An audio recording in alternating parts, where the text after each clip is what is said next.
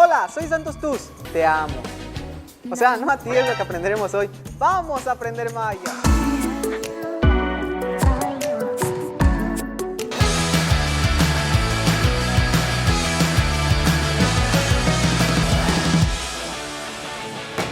Te amo más que un nuevo mundo. Y esta palabra es de las más bonitas en el lenguaje.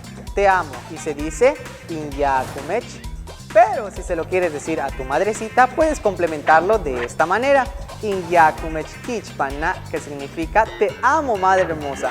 Ojo, pero esto es para ti. Sí, para ti, ya te vi, tú que estás enamorado de ella, pero no ella de ti. Puedes decirle, te amo con todo mi corazón. Ahora ya sabes decir te amo madre hermosa y te amo con todo mi corazón. Es momento de que tú la utilices. Y recuerden que aunque sea la palabra más profunda, no significa que sea la más sincera. Koshkanik maya, malo, kanandaba. Bueno, cuídate.